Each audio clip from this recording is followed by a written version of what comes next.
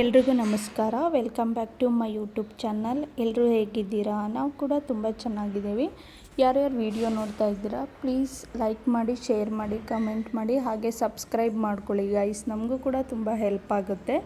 ಈ ಲಾಗ್ ಬಂದು 2 months back log. Actually ನಾನು ವಿಡಿಯೋ ಅಪ್ಲೋಡ್ ಮಾಡ್ತಾ ಇರೋದು ಇವಾಗ. ಯಾರು ಬೈಕೊಂಬೇಡಿ, ಯಾಕೆಂದರೆ ನಾನು ಯೂಟ್ಯೂಬ್ ಸ್ಟಾರ್ಟ್ ಮಾಡಿರೋದೇ 10 days ಬ್ಯಾಕು.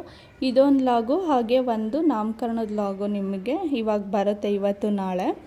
ಇನ್ನು ಅದು ಬಿಟ್ಟರೆ ನಿಮಗೆ ಡೈಲಿ ಲಾಗ್ಸೇ ಕಂಟಿನ್ಯೂ ಆಗುತ್ತೆ. ಇದು 2 ಲಾಗ್ ಅಪ್ಲೋಡ್ ಮಾಡಬೇಕಂತ ತುಂಬ ಆಸೆ ಇತ್ತು, ಅದಕ್ಕೋಸ್ಕರ ಅಪ್ಲೋಡ್ ಮಾಡ್ತಾಯಿದ್ದೀನಿ.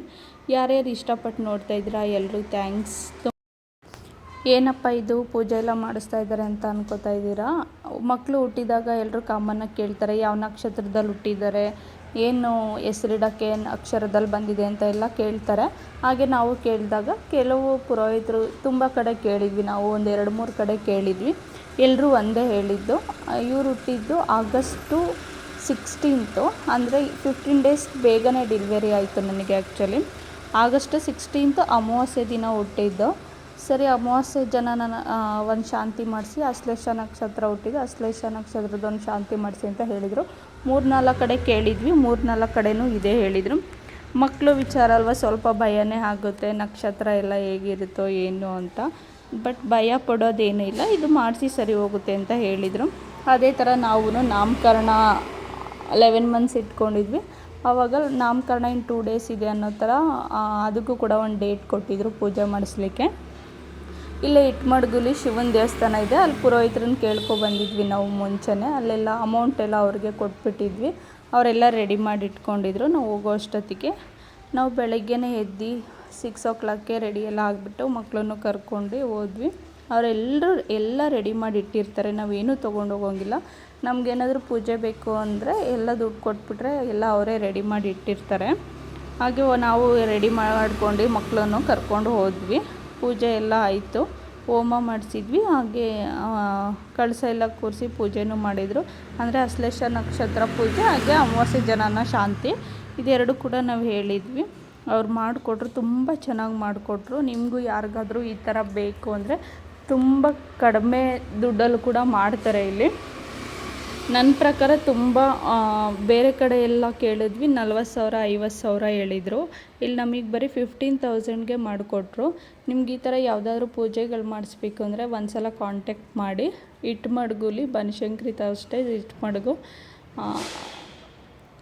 ರಾಘವೇಂದ್ರ ಸ್ವಾಮಿ ಮಠ ಕೂಡ ಇದೆ ಅಲ್ಲಿ. ನಿಮಗೆ ಅಲ್ಲಿ ಶಿವನ ದೇವಸ್ಥಾನ ಬರುತ್ತೆ, ಅರ್ಚಕರು ತುಂಬ ಚೆನ್ನಾಗಿ ಮಾಡಿಕೊಡ್ತಾರೆ.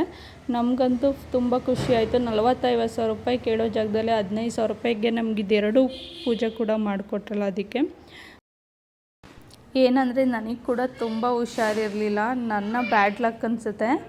ಮಕ್ಳಿಗೂ ಕೂಡ ಹುಷಾರಿರಲಿಲ್ಲ. ನಾಮಕರಣ ಇನ್ನೊಂದು 4-5 ದಿವಸ ಇದೆ ಅನ್ನೋ ಅಷ್ಟರಲ್ಲೇ ಫುಲ್ಲು ಹುಷಾರು ತಪ್ಪಿಟ್ಟಿದ್ರು. ಏನಪ್ಪ ಹಿಂಗಾಯ್ತಲ್ಲ, ನಾಮಕರಣ ನೋಡಿದ್ರೆ ಇನ್ನು 2-3 days ಇದೆ ಅಷ್ಟೇ ಅಂತ ಫುಲ್ ಟೆನ್ಷನ್ ಆಗಿತ್ತು.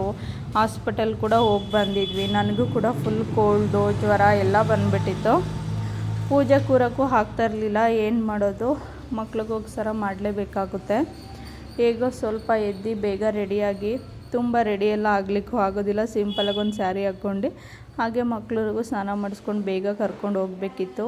ಅರ್ಲಿ ಮಾರ್ನಿಂಗೇ ಪೂಜೆ ಇದ್ದಿದ್ದರಿಂದ ಇಬ್ಬರೂ ಬೇಗ ರೆಡಿ ಮಾಡಿ ಕರ್ಕೊಂಡು ಹೋಗಿದ್ದಾಯಿತು.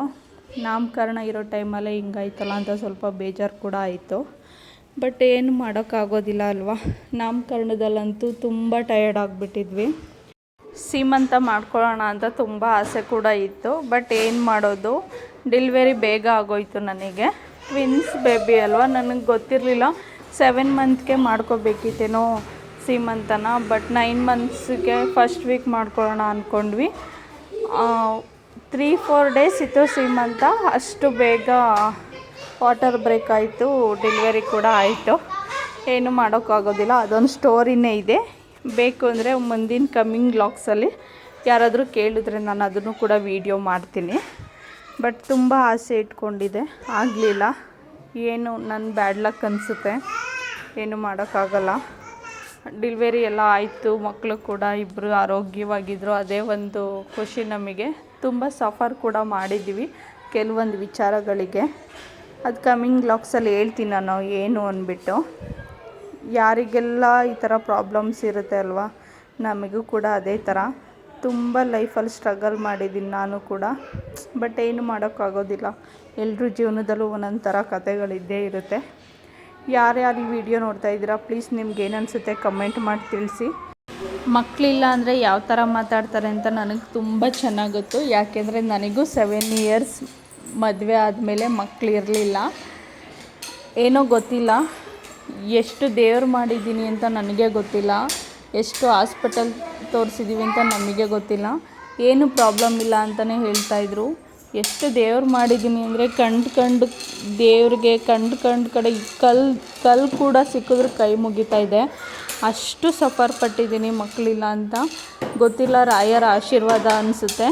ಫೈನಲಿ ಒಂದು ಹಾಸ್ಪಿಟಲ್ ತೋರಿಸಿದ್ವಿ. 3 ಮಂತ್ಸಿಗೆಲ್ಲ ನಾನು ಅಲ್ಲಿ ತೋರಿಸಿ ಕನ್ಸೀವ್ ಆದೆ. ಎಷ್ಟು ಖುಷಿ ಆಯಿತೋ ಅಷ್ಟು ಪೇಯ್ನ್ ಕೂಡ ಪಟ್ಟಿದ್ದೀನಿ. ಯಾಕೆ ಅಂದರೆ ಅಷ್ಟು ಸುಲಭವಾಗಿರಲಿಲ್ಲ ನನ್ನ ಪ್ರೆಗ್ನೆನ್ಸಿ ಜರ್ನಿ. ನಾನು ಹೇಳ್ತೀನಿ ಇದ್ರ ಬಗ್ಗೆ ಕಮ್ಮಿಂಗ್ ವ್ಲಾಗಲ್ಲಿ. ಯಾಕೆ ಇದನ್ನು ಹೇಳ್ತಾ ಇದ್ದೀನಿ ಅಂದರೆ ನಿಮ್ಗೇನಾದರೂ ತಿಳ್ಕೊಬೇಕು ಅನಿಸಿದ್ರೆ ಪ್ಲೀಸ್ ಕಮೆಂಟ್ ಮಾಡಿ ತಿಳಿಸಿ. ನಾನು ಅದ್ರ ಬಗ್ಗೆ ವಿಡಿಯೋ ಮಾಡೋಕ್ಕೆ ಟ್ರೈ ಮಾಡ್ತೀನಿ. ತುಂಬ ಒಂದು ಬಿಗ್ ಸ್ಟೋರಿನೇ ಇದೆ, ಅದನ್ನೆಲ್ಲ ನನಗೂ ಶೇರ್ ಮಾಡ್ಕೋಬೇಕು ಅಂತಲೂ ಇದೆ. ಕೆಲವೊಂದು ಪರ್ಸ್ನಲ್ ನಾನು ಹೇಳಲಿಕ್ಕಾಗೋದಿಲ್ಲ, ಕೆಲವೊಂದು ಶೇರ್ ಮಾಡ್ಕೊತೀನಿ. ತುಂಬ ಆಡ್ಕೊಂಡಿದ್ದಾರೆ ಮಕ್ಕಳಿಲ್ಲ ಅಂತ. ಎಷ್ಟು ಆಡ್ಕೊಂಡಿದ್ದಾರೆ ಅಂದರೆ ಎಲ್ಲರ ಲೈಫಲ್ಲೂ ಇದಿರುತ್ತೆ. ಮಕ್ಕಳು ಯಾರ್ಯಾರಿಗಾಗಿರೋದಿಲ್ಲ ಮದುವೆ ಆದಮೇಲೆ 2-3 ಮಂತ್ಸ್ಗೆ 1 ಇಯರ್ ಆಗೋಕ್ಕೂ ಮುಂಚೆನೇ ಕೇಳ್ತಾ ಇರ್ತಾರೆ ಮಕ್ಕಳಾಗಿಲ್ವಾ ಅಂತ. ನನಗಂತೂ ಬೆನ್ನಿಂದೆ ಮಾತಾಡಿರೋದೇ ತುಂಬ ಜಾಸ್ತಿ. ಎಷ್ಟು ಸಾಧ್ಯನೋ ಅಷ್ಟು ಕೆಟ್ಟದಾಗೆಲ್ಲ ಮಾತಾಡಿದ್ದಾರೆ. ರಿಲೇಷನ್ಸ್ ಅಂದಮೇಲೆ ಎಲ್ರಿಗೂ ಗೊತ್ತೇ ಇರುತ್ತೆ, ಈ ಥರ ಎಲ್ಲ ಮಾತಾಡೋದು ಸಹಜ. ಯಾರು ಏನು ಮಾತಾಡಿದ್ರು ನಾನು ಜಾಸ್ತಿ ತಲೆ ಕೆಡಿಸ್ಕೊಳಕ್ಕೆ ಹೋಗ್ತಿರ್ಲಿಲ್ಲ. ನಮ್ಗೆ ಎಷ್ಟು ಚುಚ್ಚು ಮಾತಾಡಿದ್ದಾರೆ ಅಂದರೆ ಕೆಲವೊಂದು ತುಂಬ ಮನ್ಸಿಗೆ ಹರ್ಟಾಗೋದು. ದೇವ್ರ ಹತ್ರ ಹೇಳ್ಕೊಂಡು ಸುಮ್ಮನೆ ಅಳುವೆ ಒಬ್ಬೊಬ್ಳೇ. ಬಟ್ ಎಲ್ಲದಕ್ಕೂ ದೇವರು ಒಂದು ಪರದೆ ಎಳೆದಿದ್ದಾರೆ, ಅಂದರೆ ಉತ್ತರ ಕೊಟ್ಟಿದ್ದಾರೆ. ನಮಗೆ ನಾವು ಸರಿಯಾಗಿದ್ದರೆ ಸಾಕಲ್ವ, ನಾವು ಗಂಡ ಹೆಂಡ್ತಿರು ಚೆನ್ನಾಗಿದ್ದರೆ ಸಾಕಲ್ವ, ಬೇರೆಯವ್ರ ಲೈಫ್ ನಮ್ಗೆ ಯಾಕೆ? ಎಷ್ಟೋ ಜನ ಕೆಲಸ ಇಲ್ದಲೇ ಬರೀ ಬೇರೆಯವ್ರ ಬಗ್ಗೆನೇ ಮಾತಾಡ್ತಾ ಇರ್ತಾರೆ. ಬಟ್ ನಾನು ಯಾವಾಗಲೂ ದೇವ್ರನ್ನ ನಂಬ್ತೀನಿ. ದೇವ್ರ ಮೇಲೆ ಭಾರ ಹಾಕ್ತಾಯಿದ್ದೆ, ದೇವರೇ ನೀನೇ ನೋಡ್ಕೊಳಪ್ಪ ಅಂತ. ದೇವ್ರು ಇಲ್ದಲೇ ನಾವಿಲ್ಲ ಅಲ್ವ. ಕೆಲವೊಂದಕ್ಕೆ ದೇವರೇ ಉತ್ತರ ಕೊಡ್ತಾರೆ, ನಾವೇನು ಕೊಡೋದೇ ಬೇಡ. ಸಮಯ ಬರಬೇಕಷ್ಟೇ ಎಲ್ಲದಕ್ಕೂ. ನಾವೆಷ್ಟು ನಮ್ಮ ಲೈಫ್ನ ಖುಷಿಯಾಗಿ ಇಟ್ಕೊತೀವಿ ಅಷ್ಟು ನಾವು ಸಂತೋಷವಾಗಿರ್ತೀವಿ. ಬೇರೆಯವ್ರೇನೋ ಮಾತಾಡ್ತಾರೆ ಅಂತ ನಾವು ಯಾಕೆ ತಲೆ ಕೆಡಿಸ್ಕೋಬೇಕಲ್ವ. ಇದು ನನ್ನ ಲೈಫಲ್ಲಿ ಕೆಲವೊಂದು ಘಟನೆಗಳು. ಬಟ್ ಮುಂದೆ ಹೋಗ್ತಾ ಕೆಲವೊಂದು ಶೇರ್ ಮಾಡ್ಕೋತೀನಿ, ಸಮಯ ಬರಲಿ. ಇದು ನಾನು ಶೇರ್ ಮಾಡ್ಕೋತಾ ಇರೋದು ಯಾಕೆ ಅಂದರೆ ನನ್ನ ಲೈಫಲ್ಲಿ ಪ್ರೆಗ್ನೆನ್ಸಿ ಸ್ಟೋರಿ ತುಂಬ ಸುಖಕರವಾಗಿರಲಿಲ್ಲ. ಕೆಲವೊಂದು ಕಷ್ಟಗಳನ್ನೂ ಅನುಭವಿಸಿದ್ದೀನಿ. ಅದ್ರ ಪ್ರತಿಫಲನೇ ನನ್ನ ಈ 2 ಮಕ್ಕಳು. ಈ ಲಾಗ್ನ ಇಲ್ಲಿಗೆ ಎಂಡ್ ಮಾಡ್ತಾಯಿದ್ದೀನಿ ಗೈಸ್. ಪ್ಲೀಸ್ ಸಪೋರ್ಟ್ ಮಾಡಿ.